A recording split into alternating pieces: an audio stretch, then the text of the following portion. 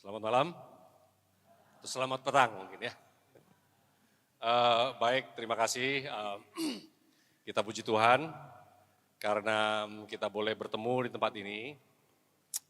Setelah beberapa lama kita rancangkan acara ini, akhirnya saya dan istri boleh bersama dengan saudara-saudara di Kota Kinabalu.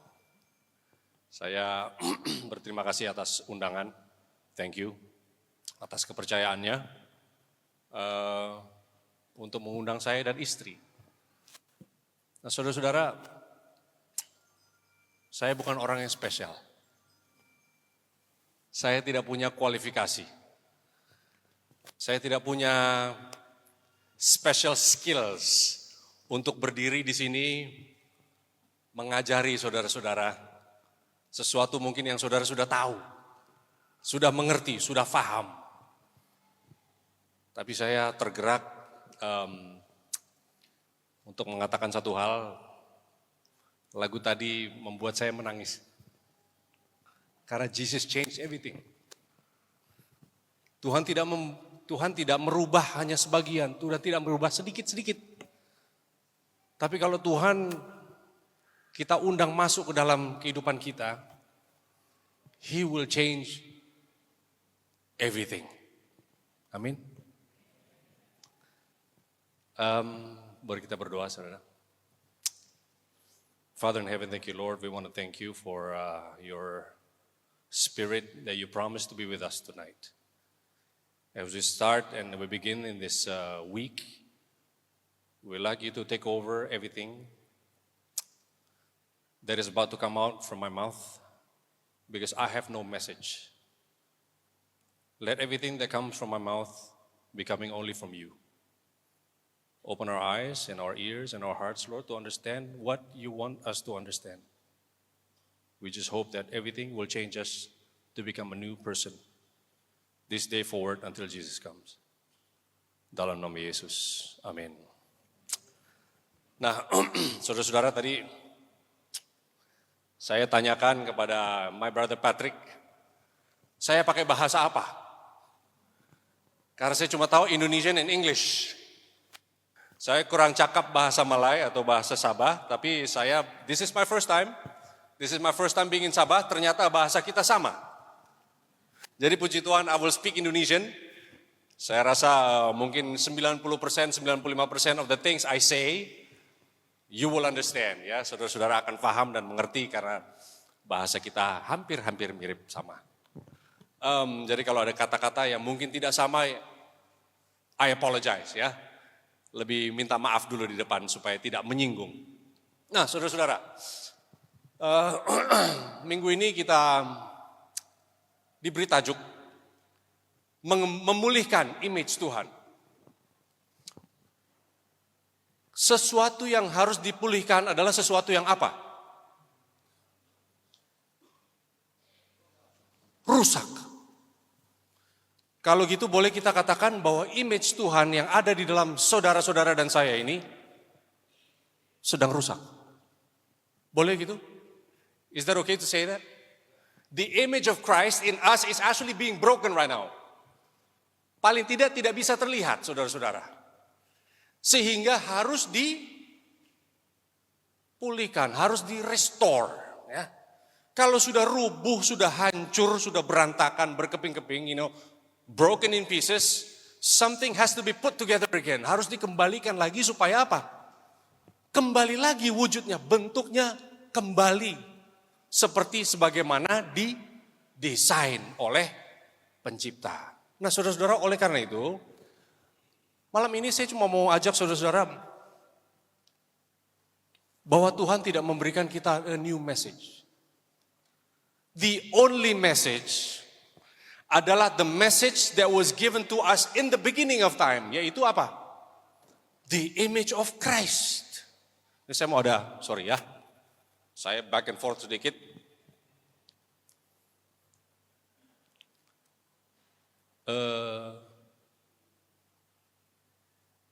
Boleh tersambung ini langsung? Atau putus lagi tadi ya? Oke. Mana kawan saya? Brother. Oke. Hebrews, apa ini? Buku Ibrani ya. 13 ayat 8, it says this. Jesus Christ is the same yesterday, today, and kapan? Selamanya.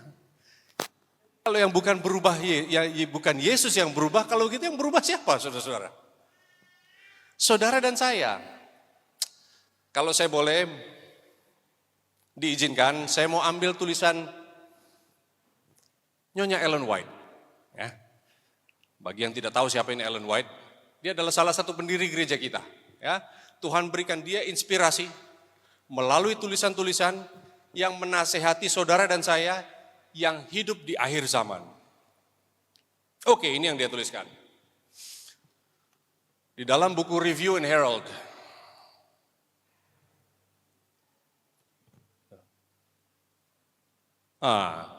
Begitu? God is not giving us a new message. Tuhan tidak memberikan kita apa? Message atau pesan atau kabar yang baru, tidak dikasih kita. We are to proclaim the message that was in 1843, 1844 brought us out of the other churches. Apa ini? Tuhan tidak memberikan saudara dan saya suatu pesan atau kabar atau nasihat atau amanat yang baru. Kita hanya perlu proclaim the message yang mengeluarkan kita dari gereja-gereja yang lain. Habis itu kemana saudara-saudara? Kita dikeluarkan dari gereja-gereja yang lain, kemana? Ya kesinilah kita. Ya, menjadi gereja Tuhan yang kita percaya sebagai gereja yang akan menyelesaikan pekerjaan Injil terakhir kalinya. Kita masih percaya itu saudara-saudara? Do we still believe that? That we are the church, the only church, God's church. Tidak ada yang lain. Oh ini terlalu percaya diri ya, too confident. Tapi saudara-saudara, saya kecil di dalam gereja. Saya lahir di dalam gereja third generation Seventh-day Adventist. Kakek nenek saya ya, oma opa, hari saya di orang Sabah bilang, ya nenek dan kakek sudah dalam gereja. Nenek dan kakek sebelah sana juga pun orang tua lahir, pluk, sudah di dalam bangku gereja, saudara-saudara. Tetapi lupa bahwa saudara dan saya ada di dalam gereja ini bukan untuk bawa pekabaran yang lain, saudara-saudara. Tuhan mau kita bawa suatu pekabaran yang apa? Yang the original message. Yaitu at the beginning of the church. Pekabaran apa ya saudara? Ya, gereja kita ini the movement, pergerakan ini dimulai kapan? 1844, kita perlu kembali kepada message yang berkumandang ya, yang diberikan di tahun 1844, yaitu apa? The coming of Jesus Christ. Amin. Nah, kenapa kemudian message ini mengeluarkan kita dari gereja-gereja induk ya dibilang ya. Kenapa saudara-saudara? Kenapa rupanya dulu leluhur kita akhirnya bukan mau bikin gereja baru saudara-saudara, tetapi membuat orang-orang tidak nyaman sehingga digeser keluar, menjadilah kita satu pergerakan yang baru. Kenapa kita menjadi pergerakan baru, saudara-saudara? Karena the whole world does not want Jesus to come. Oleh karena itu saudara dan saya menjadi gereja yang terakhir. Gereja terakhir, gereja nomor 7, the Laodicean Church. Yang semuanya tahu, ya, kita mengerti semua message dari kecil saudara-saudara. Sudah hafal saya. Dari kecil main musik, jadi Sabbath school leader, jadi youth leader, jadi deacon leader, jadi elder leader. Elder sudah leader ya. Tapi saudara-saudara, by being active in the church, does that mean you know God? Apa artinya kita aktif di dalam gereja, saudara rajin datang ke gereja, apakah itu automatically saudara mengerti siapa Tuhan? Belum tentu. Saudara-saudara, makanya oleh karena itu kita diberikan amanat kembali kepada the original message of the Seventh-day Adventist Church. That is what? Proclaiming the second coming of Jesus. Oh, but how do we begin? Saudara-saudara, bagaimana mulainya ini? Ya. We need the Holy Spirit to kindle in our hearts the zeal and the earnestness that were then seen among God's people. Kita perlu Roh Kudus dan semangat dan kesungguh-sungguhan yang dulunya terlihat di dalam gereja kita. Oleh siapa? Oleh seluruh orang dunia. 100 berapa tahun kemudian saudara-saudara? Gereja kita ini tahun ini saudara-saudara 160 tahun persis. Rupanya kalau diberitahu kepada kita bahwa dahulu orang kenal the Seventh-day Adventist people dari mana? Dari the zeal. Apa ini zeal saudara-saudara? Semangat, earnestness, kesungguh-sungguhan. Ya. Dilihat, dipantau, diperhatikan, diamati, dicermati, ya, seen by the people in the world. So what happens now? Inilah yang perlu direstore saudara-saudara. Kenapa? Karena gereja Advent hari ke-7 ini banyak membernya, ya luar biasa. You have a big church, nice church di sini. Tapi banyak sekali orang datang ke gereja saudara hanya karena apa? Nah, hanya karena kalau nggak datang ke gereja nanti ada yang marah. Ya. Anak-anak muda datang ke gereja, kenapa anak muda masih datang ke gereja? Saudara kenapa? Anak muda, I want to ask you. Why do you still attend church? Karena kalau nggak datang ke gereja, orang tuanya marah nanti, saudara-saudara. Is that the true reason why people should go to church? Saudara-saudara, kita datang ke gereja, saya dulu, ya. Tapi Jesus changed everything, puji Tuhan. Datang ke gereja, saudara-saudara. Gereja kita lama. Pagi sampai sore, sampai matahari turun kembali. Sahabat lama sekali kita di gereja, betul Pak? Bisa mungkin satu sahabat 9 jam kita di gereja. Saudara-saudara, terus terang. Saya tinggalkan gereja. Badannya ada, tubuhnya ada di gereja. Datang ke gereja, saudara-saudara. Tapi pikirannya, hatinya, tidak pernah ada di gereja. Datang setiap sahabat saudara, sudah hafal itu lagu-lagu hafal semua, ayat hafal.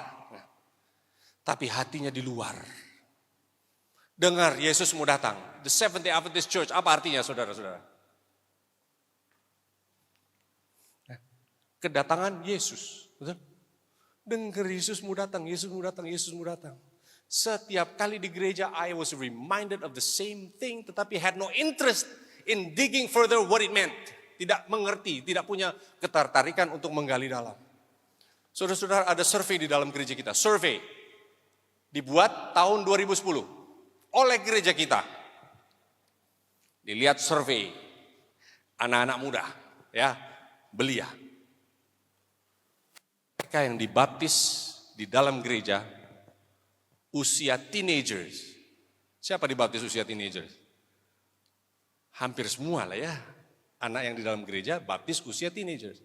Dari semua teenagers yang dibaptis di dalam gereja, berapa persen yang tinggalkan gereja setelah umur 23 tahun usianya? Berapa persen kira-kira saudara-saudara? 75%. Tidak kembali lagi ke gereja. Saya mau kasih tahu satu hal saudara-saudara. Sayalah 75% itu. Saya sibuk saudara-saudara. Kenapa? Datang ke gereja, dibesarkan oleh orang tua yang ada di dalam gereja, percaya bahwa Yesus mau datang, percaya bahwa kita harus kembali kepada message kita awalnya, tetapi nasihat yang berbeda juga datang ke telinga yang satu lagi. Apa nasihatnya? Anak, bolehlah kau datang ke gereja, Aktif-aktiflah kamu di gereja. Hari Sabtu datanglah ke gereja, tapi jangan lupa, make your money.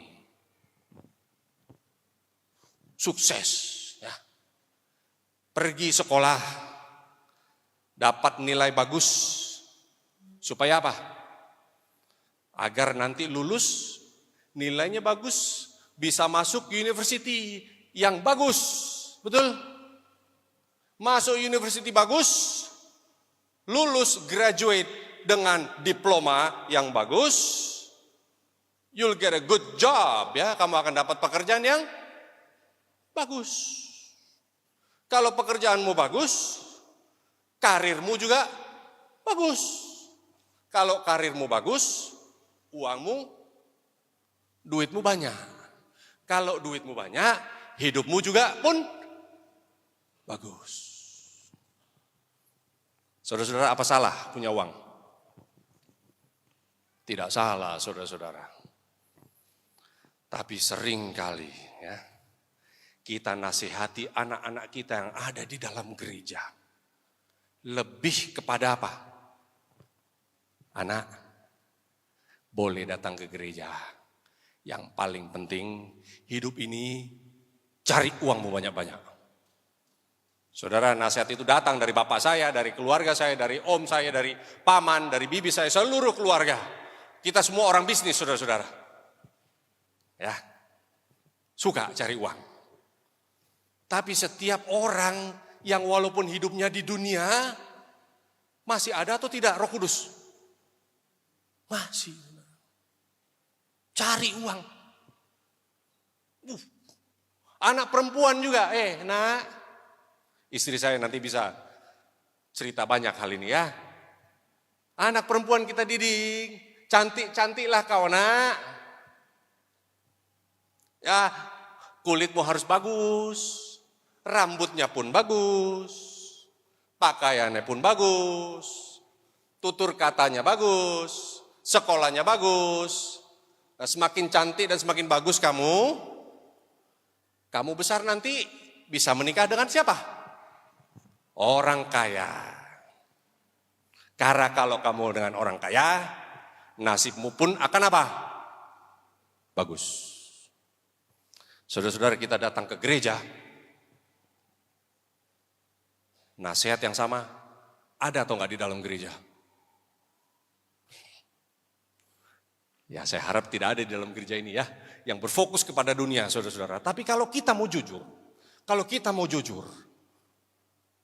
money rules the world. Betul itu? Uang yang menjalankan dunia ini, saudara-saudara. Uang pun menjalankan gereja kadang-kadang. Kenapa gereja? Yang dihormati adalah orang kaya. Lihat kalau datang. Kereta, bilang mobil kereta, mobil ya. Mobil baru. Kereta baru. Paling tidak 2020 ya. Parkir. Hormatlah kita sama dia. Coba kalau datang mobilnya busuk. Ada yang mau bicara sama orang begitu? Seringkali kita dapati di dalam gereja, kita pun lihat persaingan yang sama, saudara-saudara.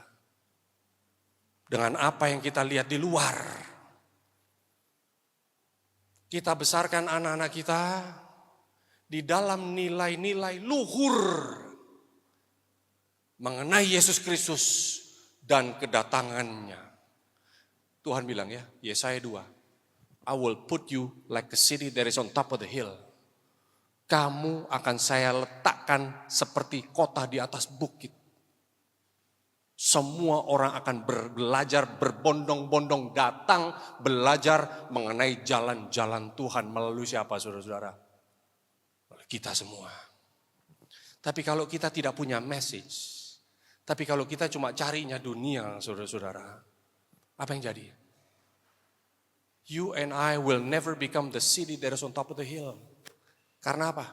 Pepatah Cina bilang di atas bukit masih ada lagi bukit-bukit yang lain saudara-saudara. Bukit kita berbeda. Jadi saudara-saudara, Mundur sedikit ya. 1 minggu ini ya, the whole week, saya akan bicara banyak mengenai uang. Boleh itu? Saya cuma harap satu hal, saudara-saudara, karena saya belum kenal, mungkin 99%. Saya cuma baru kenal Brother Robert di sini, Sister Wendy dan Brother Johnny 10 tahun lalu ya datang ke tempat kami ya. Lainnya saya belum kenal, saudara-saudara, maaf ya. Tapi karena belum kenal enggak apa-apa. Jangan, saya harap tidak tersinggung kalau saya bicara mengenai apa? Mengenai the lost identity inside the church. Karena kebetulan saya pergi ke banyak gereja, ya, gereja Advent, di seluruh dunia saya kunjungi. Penyakitnya sama, saudara-saudara.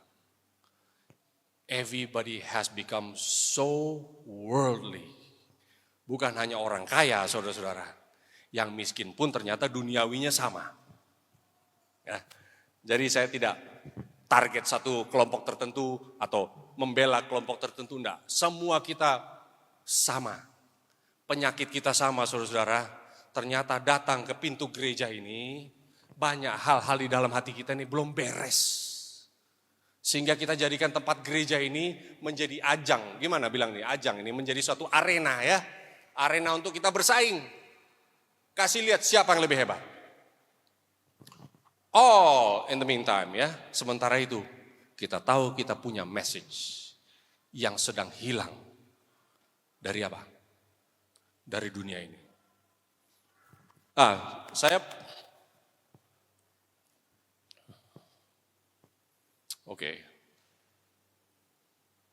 tidak mau baca ini, tapi saya mau baca Alkitab. Boleh tadi saya kira saudara-saudara di Sabah ini punya Alkitab sendiri, berbeda dengan Alkitab kita bahasa Indonesia, ternyata sama. Ya, tapi puji Tuhan. Saya mau ajak kita buku Ibrani 5. Hebrews 5 ya.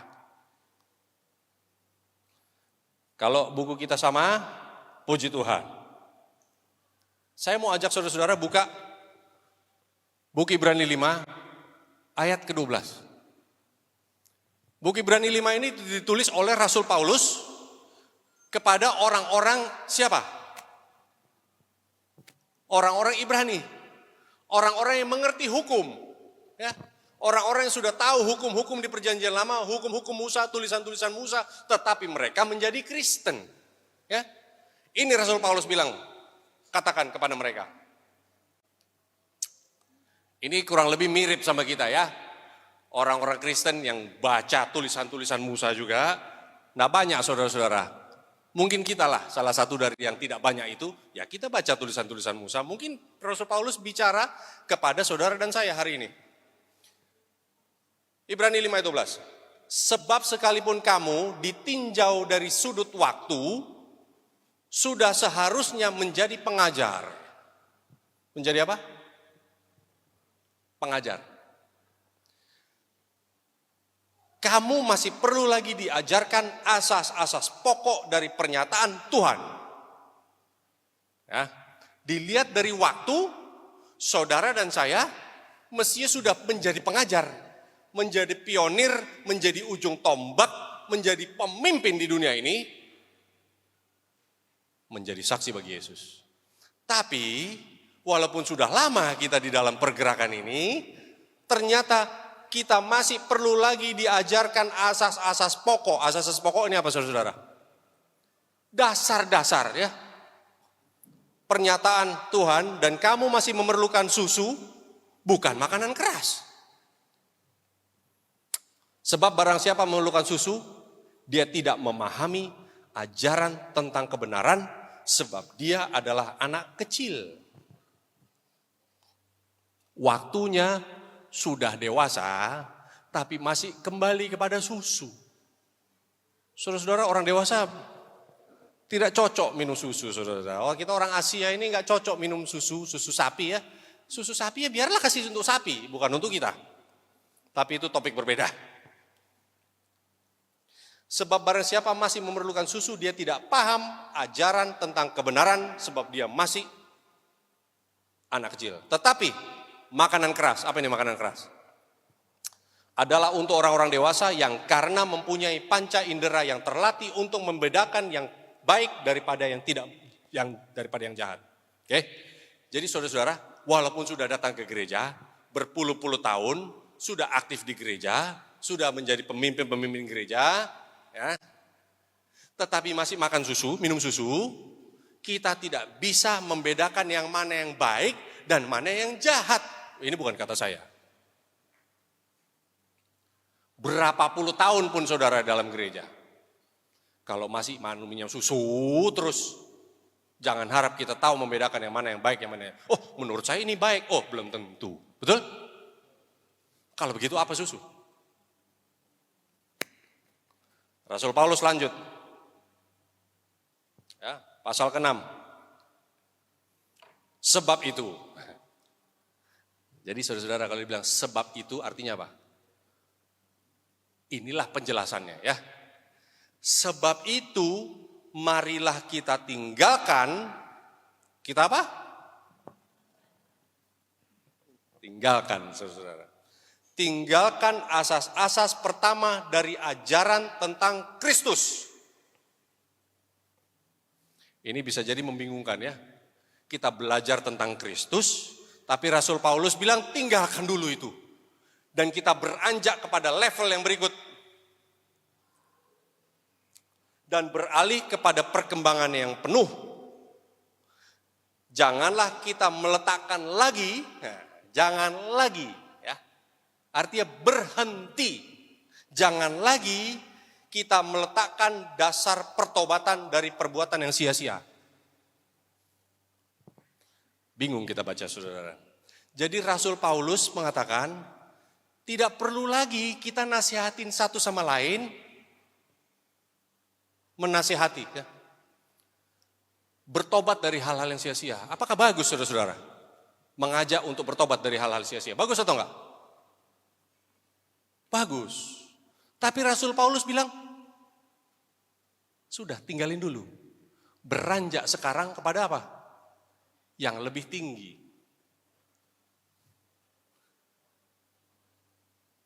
Tidak ada salah dengan ajaran Kristus, tapi dibilang mari kita bertumbuh. Lalu ada lagi. Dan ini lagi disuruh tinggalkan saudara-saudara. Dasar kepercayaan kepada Tuhan. Tidak ada yang salah dengan dasar-dasar kepercayaan kepada Tuhan. Tapi Rasul Paulus bilang beranjak dari situ naik ke level yang lebih tinggi. Yaitu, ya, apalagi yang disuruh tinggalkan? Ajaran tentang pelbagai baptisan. Apa salah saudara-saudara mengajar mengenai baptisan? Tidak salah. Penumpangan tangan, kebangkitan orang-orang mati, dan hukuman kekal. Apa ini hal-hal baik? Saudara-saudara, semua ini adalah hal-hal yang baik. Tapi kenapa Rasul Paulus tinggalkan? Suruh katakan tinggalkan. Saudara-saudara, beberapa tahun lalu, 3 tahun lalu, saya duduk di dalam gereja, sekolah Sabat, berdebat mengenai Sabat. Saudara, kalau kita masih perlu berdebat mengenai Sabat, perlu atau enggak itu? Perlu atau enggak Pak? Enggak. Tidak perlu lagi diperdebatkan. Mengenai baptisan, mengenai penumpangan tangan. Waduh, di Indonesia pernah ribut saudara-saudara. Mengenai tumpang tangan ini. Waduh, ribut. Timur dan barat ribut.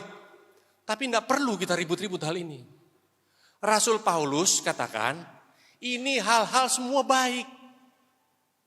Saudara, ada satu istilah sekarang namanya 28 doktrin. Puji Tuhan saudara-saudara, Tuhan berikan kita dasar-dasar kepercayaan yang dimiliki oleh gereja, kita gereja Masihat Negara ke-7. Amin. Artinya enggak usah lagi ini diperdebatkan saudara-saudara. Jangan kita buang waktu mendebatkan hal-hal yang memang sudah mestinya kita terima. Inilah maksudnya Paulus. Kenapa kita masih berdebat dalam hal-hal yang mestinya kita percayai sebagai iman kita? Kenapa saudara-saudara? Kalau kita masih debatkan mengenai dasar-dasar kepercayaan gereja kita, kalau kita masih berdebat hal-hal ini, Kita tempatnya bukan di gereja, saudara-saudara. Tempat kita di kelas baptisan. Betul ya? Amin itu. Kenapa kita tetap suka? Wah, saudara-saudara, saya nggak tahu di Malaysia ini ya, di Indonesia sekarang banyak saudara-saudara. Ajaran di dalam gereja Advent, waduh bermacam-macam. Ada hari sabatnya berubah-berubah, ada ya di sini ya. Ada yang mengenai Roh Kudus, waduh dikorek-korek itu mengenai. Ada juga di sini? Ada, Pak Patrick? Ada juga saya. Kenapa kita suka mengorek-korek hal-hal yang memang sudahlah, jangan korek-korek itu dulu. Ini sudah menjadi dasar kepercayaan kita, jangan kita korek-korek. Kenapa orang suka korek-korek hal yang ini? Karena tidak suka makan makanan yang keras. Apa makanan keras, saudara-saudara? Kalau begitu, Yesus di dalam Yohanes 4, ayat 34. Ya, kata yang sama, the same word. Makanan keras ini datang dari Ibrani, bahasanya. Tuhan pakai kata yang sama. The meat. Yesus katakan, my meat, makananku adalah apa? Melakukan kehendak Dia yang mengutus aku dan menyelesaikan pekerjaannya. Saudara-saudara, alasan kenapa gereja kita, gereja Advent hari ke-7 hari ini tidak punya image lagi digambarkan kepada dunia, karena apa? Kita lebih suka berkutat dalam hal-hal yang mestinya sudah kita imani, tidak usah ganggu-gugat. Amin. Tapi kita selalu kembali kepada itu, susu, karena kita tidak mau sesungguhnya melakukan kehendak Bapa yang mengutus kita dan menyelesaikan pekerjaannya. Luar biasa, saudara-saudara. Kalau begitu, kehendak siapa yang kita jalankan hari ini? Saudara-saudara, kehendak siapa yang kita jalankan di dalam kehidupan saudara dan saya hari ini? Nggak usah dijawab ya. Rhetorical question. Kehendak siapa kalau kita bukan jalankan kehendak Tuhan? Sen boleh, istri saya boleh saya panggil. Kalau kita tidak jalankan kehendak Tuhan, saudara-saudara, ya pasti kita jalankan kehendak siapa? Bukan kehendak setan, saudara-saudara. Kehendak siapa? Diri. Oleh karena itu, saudara-saudara,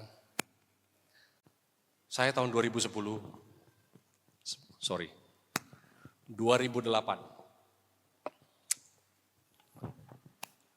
2008 bulan Juli, sekitar 15 tahun lalu. Life is so good. Hidup ini saudara-saudara, nikmat luar biasa. Mau tunjuk kemana, bisa pergi. Mau tunjuk apa, bisa beli. Saya ulang tahun 2008. Saya mau beli mobil itu. Istri saya bilang, sudah enggak usah beli itu. Saya kepingin beli mobil ini. Saya lihat-lihat baru-baru harganya sekarang. Di Malaysia, 1 juta ringgit saudara-saudara. Beli cash. Kenapa? Karena ingin dipuaskan. Ingin mempunyai status supaya kita dengan barang seperti itu merasa kita akan dapat hormat manusia. Beli. Padahal ada 15 mobil di dalam garasi saya. Tidak puas saudara-saudara. Naik mobil 1 juta ringgit ya rasanya. Enak saudara-saudara. Kenapa enak? Di saat kita buka pintu, bos. Kita turun di lobi, orang bilang apa? Bos. Keluarin duit. Datang ke gereja, dibilang apa? Bos. Senang saudara-saudara, senang. Tapi cuma berapa lama? Paling lama 1 minggu. Ternyata sama dengan 15 mobil yang lain. Kesenangannya cuma sesaat. Sesudah hilang, ya hilang saudara-saudara. Kalau sudah hilang mau ngapain lagi? Beli lagi yang lain. Tidak puas kita jadi budak. Hanya karena kita suka sekali hormat manusia. Saudara, karena orang-orang seperti saya dahulu ini, gereja kita jadi suam. Apa itu suam? Sama bahasanya ya. Datang ke gereja bukan bawa roh Kristus, tapi rohnya iblis dibawa dengan roh persaingan. Bagaimana kita mau kembalikan identitas Kristus? Saudara dan saya harus berdoa. Saya tahun 2008, saya menangis saudara-saudara. Saya di lampu merah, saya bilang, Tuhan, saya sudah menjadi orang macam apa ini? Tidak ada lagi yang bisa memuaskan saya ini. Saya di lampu merah, saya lihat ada mobil jelek saudara-saudara. Kereta jelek di samping saya ini. Saya menangis, air mata turun deras. Saya bilang, Tuhan, ada apa dengan saya? Kenapa saya tidak bisa senang dengan kereta seperti itu di sebelah ini? Ada satu keluarga, saudara-saudara, keluarganya luar biasa, senang mereka, sukacita di dalam. Saya pulang, saya katakan, Tuhan, if there's something missing in my life, kalau ada sesuatu yang missing di dalam kehidupan saya, Tuhan datang ke dalam kehidupan saya, robek saya punya hati, Tuhan. Jadikan saya manusia yang baru. Because I need you to change my everything. Saudara-saudara, saya tidak menantang saudara untuk berdoa seperti itu. Tapi kadang-kadang kalau kita lihat cerita anak yang hilang, ya, the prodigal son. Di mana dia kembali, saudara-saudara? Apa di saat dia pulang ke rumah, bapaknya, oh anakku sudah pulang. Apa itu? Dia pulang? Bukan. Pertobatan si anak ini adalah di saat dia makan, makanannya babi, saudara-saudara. Di sampingnya dia banyak babi-babi. Saudara, kita harus tahu, segala sesuatu yang kita kejar di dunia ini, kalau tidak memuaskan kehidupan kita, itulah makanan babi yang saudara lagi makan. Ada yang sudah puas dalam hidup ini? Kejar dunia, ada yang sudah puas? Justru karena tidak puas itulah saudara dan saya sedang makanannya makanan babi, saudara-saudara. Datang kepada Tuhan, Tuhan akan Mazmur 34 ayat 8. Taste and see that the Lord is good. Blessed is the man who trusts in him. Saudara-saudara, saya belajar percaya kepada Tuhan, inilah hal yang sulit. Tapi Tuhan katakan, ya, mari datang kerja untuk aku. I will give you all the happiness you never thought of possible.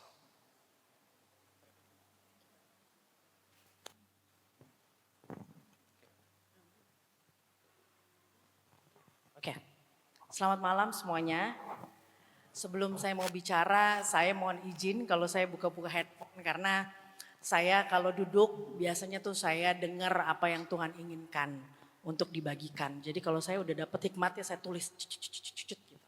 Karena Tuhan yang lebih tahu, bukan saya. Kalau ibu bapak mau tanya apa yang saya dan suami saya akan bicarakan, biasanya kami nggak tahu, sama sekali nggak tahu. Tapi di saat suami saya di sini dan saya duduk, baru kita tahu. Karena Tuhan yang tahu kebutuhan setiap sudut ruangan tempat ini. Bukan saya dengan suami saya. Jadi tadi dikatakan bahwa mengembalikan image Tuhan. Kenapa harus dikembalikan? Saya orang yang besar dan tumbuh di luar dari lingkungan Advent. Bapak saya Muslim, ibu saya Kristen. Jadi saya tumbuh jauh dari lingkungan Advent. Saya dimasukkan ibu saya ke sekolah Advent sejak saya kecil karena saya bandel. Saya nakal. Ibu saya bilang, supaya kamu jadi anak baik, kamu harus disekolahkan di sekolah Advent katanya. Saya katakan sekolah Advent itu apa, Mah? Udah nanti mami bawa ke sana. Di saat saya dibawa di sekolah Advent, saya kira itu rumah orang. Karena sekolahnya sangat kecil. Karena saya dulu sekolah di sekolah Katolik. Nah kalau di Jakarta sekolah Katolik itu besar. Ya, ada besar, mereka punya lapangan basket aja bisa 4 biji tuh bersamaan gitu ya. Tapi kalau sekolah Advent saya dulu, wah sekolahnya sangat kecil, olahraga di lapangan itu, upacara juga di lapangan yang sama. Jadi saya bilang sama ibu saya, ini kok seperti kandang burung sekolahnya, saya katakan ya. Saking kecilnya, ibu saya bilang ini sekolah bagus, kamu akan dididik menjadi anak yang baik di sekolah ini. Saya tumbuh besar dalam sekolah Advent ya.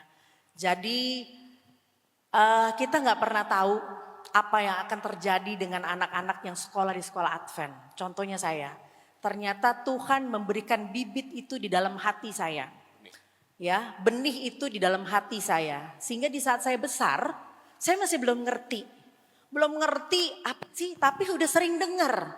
Sering dengar yang namanya pelajaran nubuatan, sering dengar yang namanya pelajaran tentang iman, sering dengar bahwa Advent ini apa sih? Kok harus siap-siap menanti kedatangan Tuhan yang kedua kalinya gitu.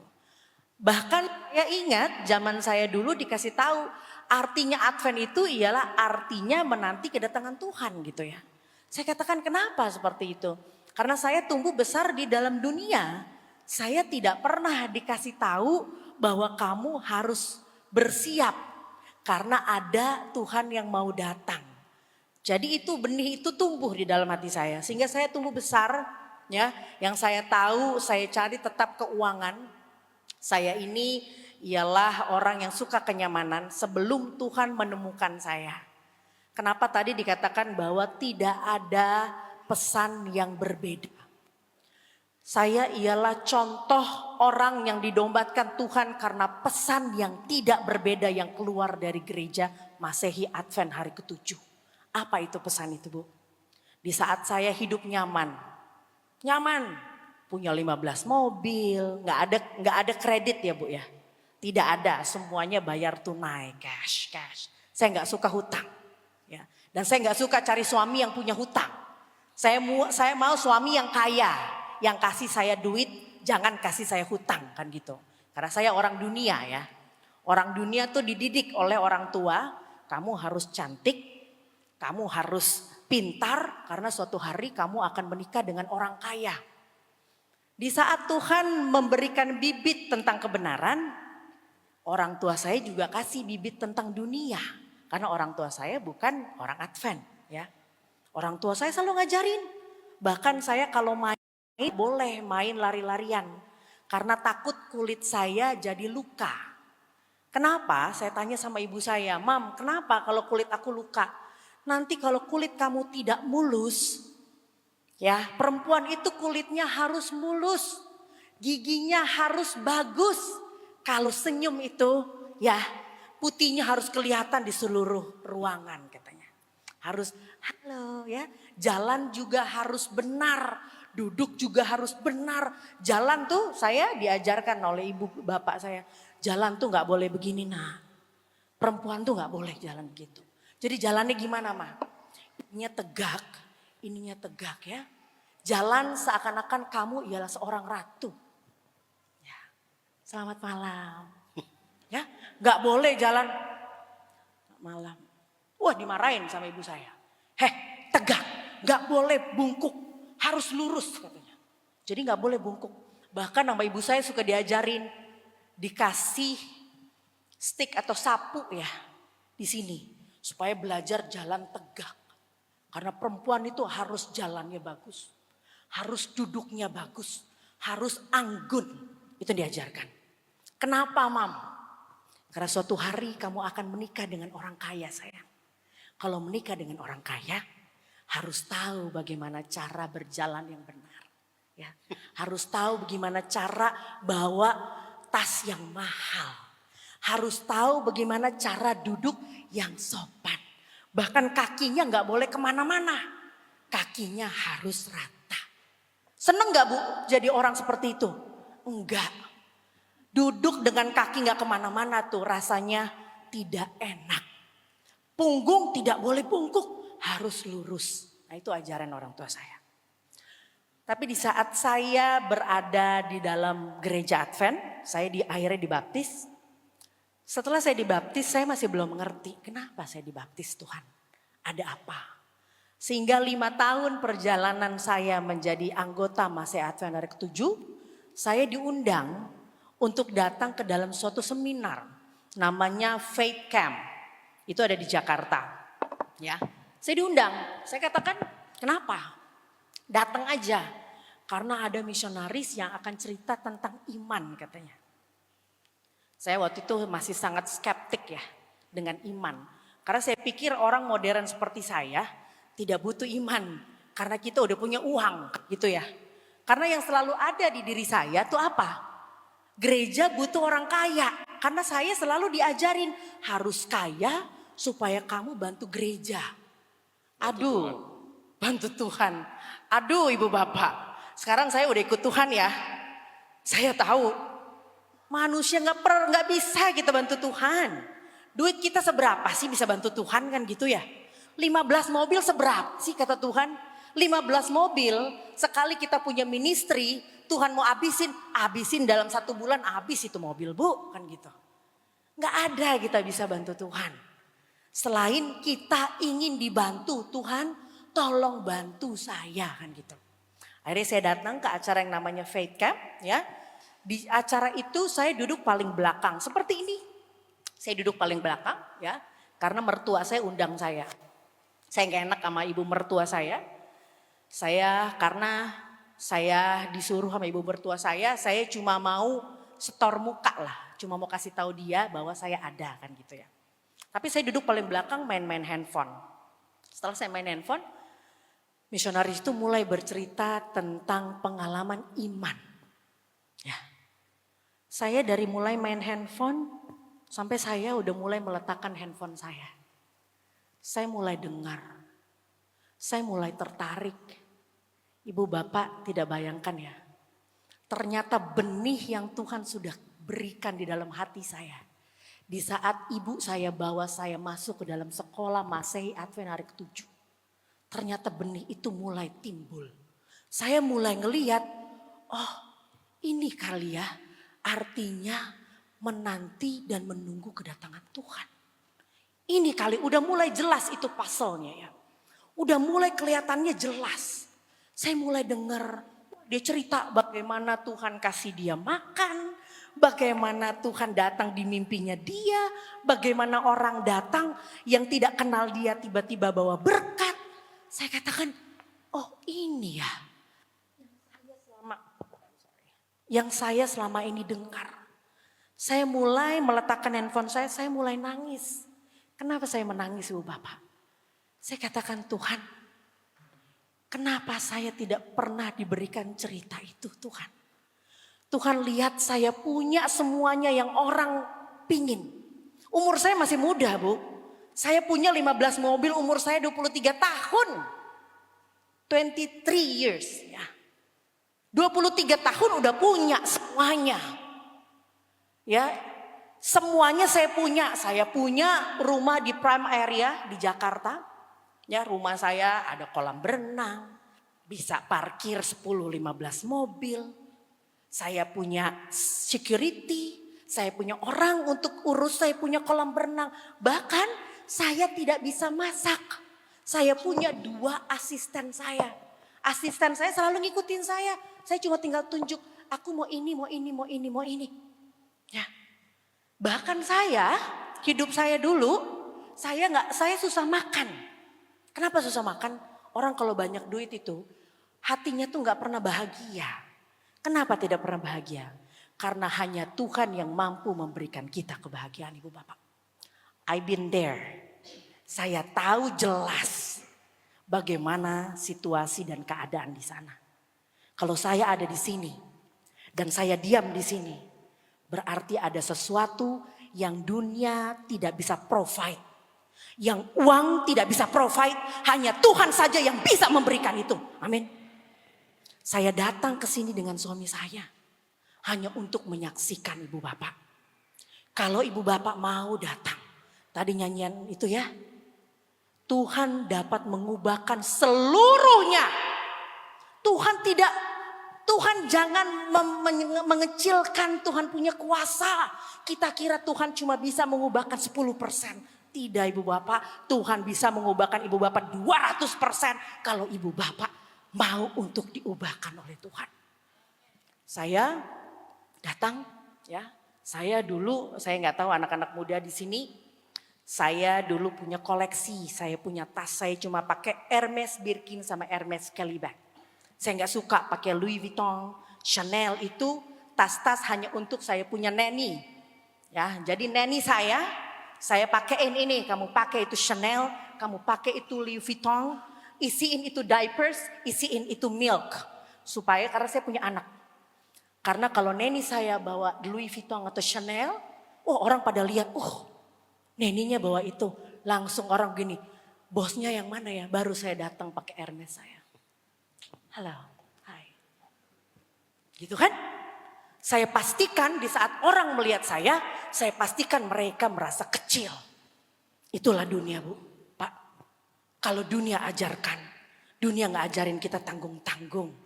Dunia ajarkan kita menjadi orang yang sangat luar biasa, tidak punya hati. Gitu. Di saat saya datang ya ke acara yang namanya Faith Camp. Kesaksian demi kesaksian. Saya mulai nangis. Saya mulai bilang sama Tuhan, Tuhan ini tidak adil, saya bilang. Kenapa engkau memberikan cerita iman itu kepada orang itu, kepada misionaris itu, tapi engkau tidak pernah berikan cerita iman itu di dalam hidup saya. Dan saya katakan sama Tuhan, Tuhan, bila engkau sayang sama saya, berikan cerita iman yang Tuhan berikan kepada misionaris itu menjadi bagian di dalam kehidupan saya. Dan ada satu kata yang saya kasih. At any cost. Artinya apa? Kita orang dunia tahu. Kalau mau punya barang berkualitas, ada duit, ada barang. Kita akan bayar mahal untuk barang yang berkualitas. Kenapa saya kasih tahu at any cost? Saya tahu iman itu mahal Ibu Bapak. Iman ini bukan sesuatu yang murah. Maka saya katakan kepada Tuhan at any cost. Artinya saya tidak bermimpi. Saya katakan Tuhan, kalau Tuhan harus ambil semua rumah saya. Semua harta saya. Semua apa yang saya punya. Tuhan ambil. Asalkan Tuhan mengganti dengan cerita iman itu. Saya siap. Dan pada saat itu saya bukan euforia. Saya sangat siap. Kenapa saya siap? Di dunia saya gak dapat apa-apa Pak. Punya uang banyak, hati gak bahagia. Saya katakan ini ada yang salah ini. Apa yang salah Tuhan? Akhirnya di saat saya dengar cerita-cerita itu, saya katakan ini yang kurang. Ini yang kurang. Akhirnya saya mulai bilang sama suami saya, kayaknya aku ingin jadi misionaris deh. Saya sudah tidak punya lagi mobil 15 lagi. Sudah tidak. Sudah tidak ada lagi Hermes Birkin atau Hermes Kelly bag. Puji Tuhan sudah tidak. Karena sudah jadi gereja. Sudah jadi pekerjaan Tuhan. Sudah jadi jiwa bagi surga. Sekarang saya hidup dengan iman. Karena itu yang saya minta sama Tuhan. Jadi Ibu Bapak, apakah ada pekabaran yang baru? Tidak ada. Saya ditobatkan oleh Tuhan karena pekabaran 1844. 1843. Apa pekabaran itu? Mari bersiap. Ibu Bapak boleh jadi kaya. Tuhan tidak salahkan, boleh. Tetapi pakai kekayaanmu untuk memuji dan memuliakan nama Tuhanmu. Keluarga kita bagaimana? Saya ajarkan anak-anak saya punya anak 3 ya. Abraham umur 21 tahun, Daniel umur 18 tahun dan Abigail umur 13 tahun. Sejak kecil saya ajarkan pakaian dan makanan cukup bagi kita nak. Artinya apa yang punya mami sama dedi tidak akan kita pakai untuk keluarga kita. Tapi untuk menyelamatkan keluarga-keluarga yang lain dan memberikan mereka harapan untuk dapat melihat Tuhan kita. Dan Ibu Bapak, ternyata saya menjadi orang yang sangat bahagia. I'm sorry. Nggak ada lagi kata-kata yang lebih bagus. Ya, jadi kalau ibu bapak lihat, oh money can buy happiness. I'm sorry, itu bohong. Uang tidak dapat memberikan kebahagiaan. Kita butuh uang, butuh. Pelayanan butuh uang. Ya, saya diberikan tiket untuk pergi dari Jakarta ke Sabah, ke Kota Kinabalu kan bayarnya nggak pakai daun ya Pak ya. Bayarnya pakai uang kan. Butuh.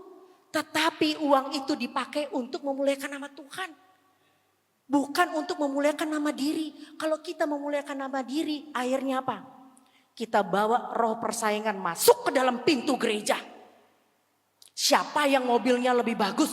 Siapa yang jabatan yang lebih bagus? Siapa yang lebih kaya? Siapa yang anaknya lebih cantik? Siapa yang anaknya punya title lebih banyak? Sampai kita sadari, anak-anak muda kita hilang gara-gara itu. Mereka muak melihat pekabaran itu, Bu. Mereka lihat, halah apa itu pekabaran? Pekabaran itu cuma apa? Cuma berada di dalam mulut saja. Kita butuh untuk membangkitkan identitas itu kembali ke dalam gereja Tuhan. Di saat saya melihat itu Bapak, saya katakan Tuhan, saya tidak mau menyalahkan gereja. Saya tidak mau menyalahkan organisasi. Saya tidak mau menyalahkan pendeta. Tapi saya harus menyalahkan diri saya. Kenapa saya tidak ambil bagian untuk memberi pekabaran yang baik yang masuk ke dalam gereja kembali. Kenapa akhirnya saya mensupport pekabaran yang mana? Pekabaran yang suam. Ayo siapa yang lebih kaya? Siapa yang lebih cantik? Saya akhirnya berhentikan itu. Dan saya dengan suami saya, puji Tuhan. Saya tidak peduli kalau mau ada yang ikut atau enggak. Tapi saya cuma kesini untuk kasih tahu ibu bapak, jalan sama Tuhan lebih nyaman. Saya dulu ngelihat suami saya, ya saya cinta sama dia karena apa? Uangnya. Saya cinta sama dia, wow. Emang cinta sama dia karena karakternya bohong gitu. Ini cewek materialistis. Ngelihat Ramon, oh I love you baby. Karena saya tahu uangnya dia ada berapa. Sekarang ya Ramon pun hidup dengan iman. Saya cinta sekali. Karena kenapa? Tuhan memulihkan hati saya. Tuhan melihat bahwa hey Sandy, Ramon ini ialah imam di dalam rumah tanggamu. Ini yang akan membawamu melihat siapa Tuhan yang dia sembah. Para bapak, engkau ialah imam di dalam rumah tanggamu. Bukan uang yang engkau sembah, tetapi Tuhan yang engkau sembah. Sehingga engkau akan memulihkan dan memenangkan hati istrimu dan hati anak-anakmu. Itu yang saya alami. Ya. Semoga ibu bapak ada di tempat ini. Saya tidak mau mengajarkan, tapi hanya ingin memberikan pengalaman saya dengan suami saya bahwa Tuhan kita ialah Tuhan yang hidup. Nah saudara, saya mau tutup kita dengan tulisan yang diberikan kepada kita melalui hambanya ya. Nyonya Ellen White mempunyai tulisan luar biasa indah. Mungkin saudara bertanya, apa salah punya uang? Salah atau enggak? Mari kita dengar ya. This is in English. The desire to accumulate wealth. Keinginan untuk mengumpul harta.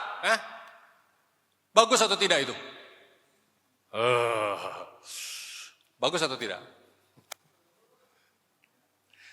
Keinginan untuk tumpuk harta. Keinginan untuk cari uang terus, cari duit terus. Itu siapa yang kasih?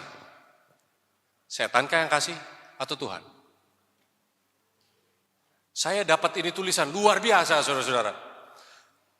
The desire to accumulate wealth is an original affection of our nature. Implanted there by our heavenly Father. Luar biasa ya. Jadi kerinduan untuk menumpuk harta, mengumpul harta adalah sesuatu yang alamiah, natural, diberikan ke dalam hati kita oleh siapa saudara-saudara? Bapa kita di sorga. Oh puji Tuhan. Boleh kita kumpul harta? Boleh atau enggak? Ya itu alamiah saudara-saudara. Puji Tuhan, Tuhan kasih kita kesenangan untuk kumpul harta. Tetapi kalimatnya tidak berhenti di sini. Kerinduan untuk kumpul harta itu ternyata adalah untuk accomplish noble purpose. Jadi saudara-saudara, boleh kita kumpul harta? Boleh. Yang tidak boleh adalah apa? Yang bahaya adalah di saat saudara dan saya tidak punya noble purpose. Tujuan yang apa? Mulia. Kalau saudara tidak punya tujuan mulia, kerinduan untuk tumpuk harta ini masih ada atau enggak? Masih ada, tetapi dipakai untuk apa? Memuliakan siapa kalau begitu saudara? Setan tidak perlu dimuliakan, enggak mau dia dimuliakan. Dia cuma bilang, kamu, this is for you, enjoy it. Saudara-saudara, kita semua punya pekerjaan, amin. Bukan pekerjaan bisnis saudara-saudara, itu oke, boleh.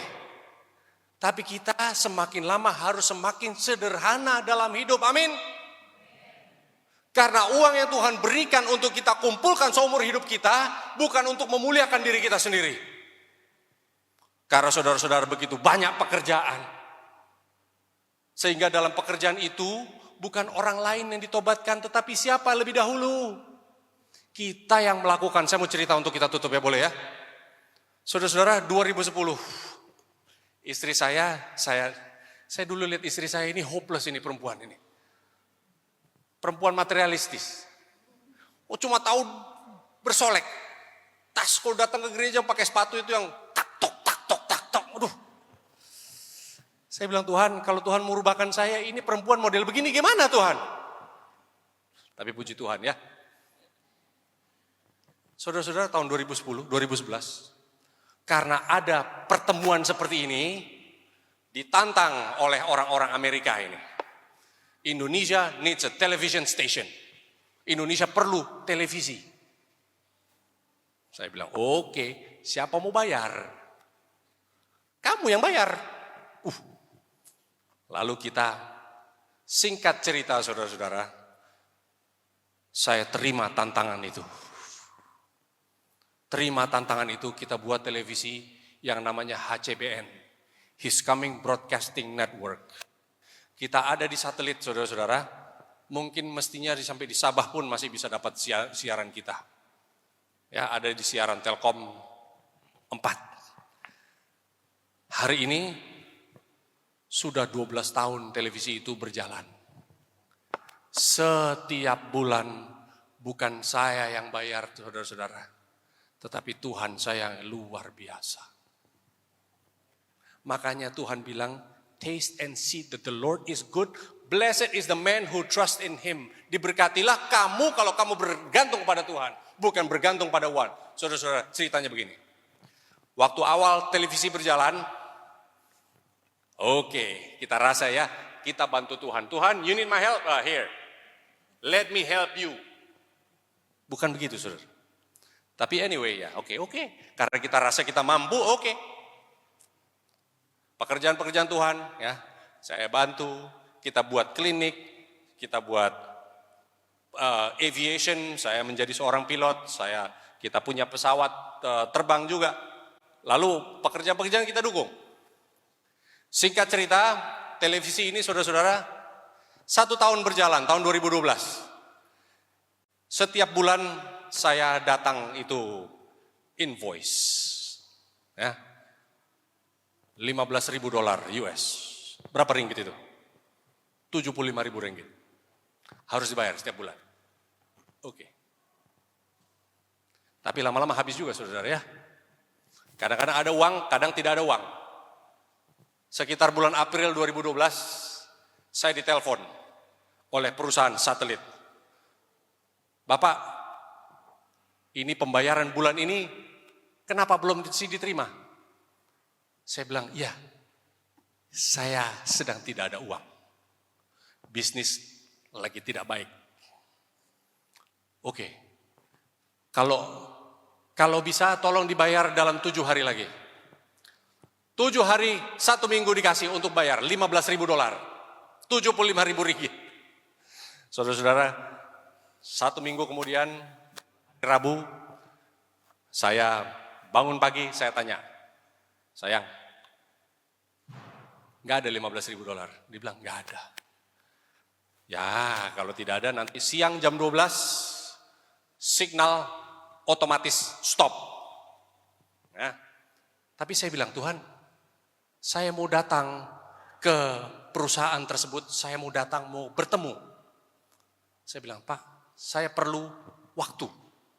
Ya, jadi saya bilang sama istri, mandi, ganti baju, kita pergi ke sana. Kita temui orang itu. Oke, kita naik kereta, naik mobil, di Jakarta macet ya. Jam 10 pagi, dulu masih BlackBerry, saudara-saudara, ingat BlackBerry?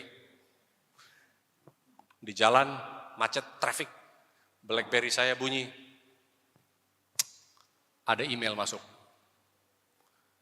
Brother Ramon, you don't know me. Seorang dari England, saudara-saudara. Bukan orang Adventist, bukan orang Christian, bukan orang believer. Namanya Thomas, my name is Thomas, you don't know me. Tapi my father just died, ya. Ayahnya baru meninggal. Lalu dia tinggalkan jumlah uang besar. Lalu dibilang, saya tergerak untuk membantu suatu pekerjaan sosial. I was inspired to help a social work in Asia. Lalu, I found you in the internet. Dia dapat kami di internet, saudara-saudara. Lalu dia jelaskan, kemarin Rabu saya transfer uang ke kamu punya bank account. Saya bilang Friday, Saturday, Sunday, Monday, Tuesday, Wednesday, no money. Tapi jam 10 pagi, saya di mobil, saya telepon, Bang, I am expecting some money from UK. Sudah tiba atau belum? Bank tersebut bilang, oh baru few minutes ago, baru berapa menit, baru kita posting to your account. Saudara tahu berapa jumlahnya? 15.000 dolar. Tidak kurang, tidak lebih, saudara-saudara. Exactly the amount of money that I needed jam 12 siang. Saudara-saudara, saya ini orang materialistis. Istri saya adalah orang materialistis. Tapi di saat Tuhan katakan diberkatilah dia yang bergantung kepada Tuhan. Apa arti bergantung, saudara-saudara? Tidak menyerah. Tuhan akan berikan kita pengalaman demi pengalaman that is so valuable. Pengalaman ini akan kita pegang, saudara-saudara, nanti pada saatnya akan krisis tiba luar biasa. The only hope we have is that we've had experiences walking with the Lord. Modal kita bisa survive di krisis yang akan datang, saudara-saudara. Bukan saudara punya uang, bukan karena saudara punya country living, karena saudara punya farmland, karena saudara punya hutan satu gunung. No, the only hope you have adalah saudara sudah bangun pengalaman demi pengalaman berjalan bersama Tuhan. Itulah iman. Itulah the true identity of Jesus Christ. Inilah makanan keras, inilah yang hilang saudara-saudara dari gereja kita dan perlu dikembalikan. Amin. Mari kita berdoa. Bapa di sorga, terima kasih Tuhan.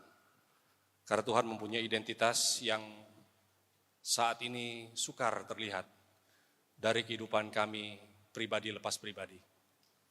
Tuhan, kami berdoa supaya Kristus boleh menjadi inspirasi once again in this church. Mengembalikan iman Kristus, iman primitif yang sudah lama tidak dilihat oleh dunia sejak zaman rasul-rasul. Tuhan, biarlah jemaat Bilikas, Tuhan sudah dirikan jemaat yang begitu besar, gereja yang begitu indah. Tuhan boleh isi di dalamnya dengan orang-orang yang mau bekerja, berpartisipasi di dalam pekerjaan Tuhan untuk menyelesaikan tugas terakhir supaya Yesus boleh datang. Terpujilah namamu Tuhan, pegang tangan kami walaupun kami takut. Walaupun kami bimbang, Tuhan ingatkan kami bahwa Tuhan adalah Tuhan kami. Biarlah kami akan dibawa dengan tangan kananmu yang akan membawa kemenangan. Di dalam nama Yesus.